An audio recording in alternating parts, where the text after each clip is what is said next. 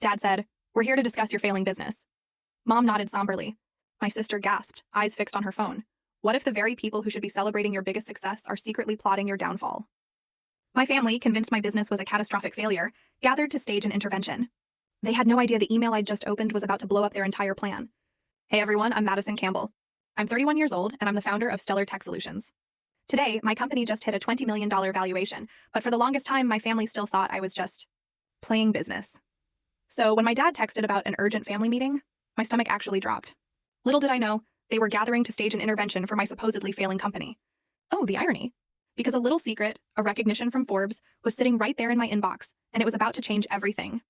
Before I dive into how their well-intentioned and completely misguided intervention backfired spectacularly, tell me in the comments below, where are you watching from?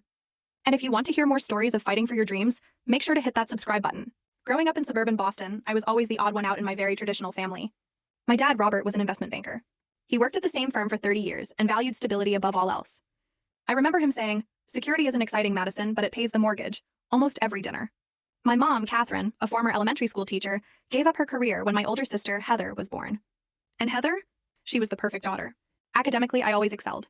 My bedroom walls were plastered with straight-A report cards, academic decathlon medals, science fair awards. But somehow it was never quite enough. Heather followed our parents' expectations to the letter. She went to Princeton, just like our dad, majored in economics, and landed a job at a prestigious consulting firm right after graduation. At family gatherings, my parents would absolutely beam with pride, introducing Heather, the consultant. And me? I was just Madison, our younger one. My entrepreneurial tendencies appeared early.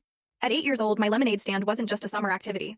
I had calculated profit margins, experimented with different recipes based on customer feedback, and even expanded to 3 neighborhood locations by recruiting friends to work on commission. By high school, I was selling handmade jewelry online, making enough to fund my own savings account.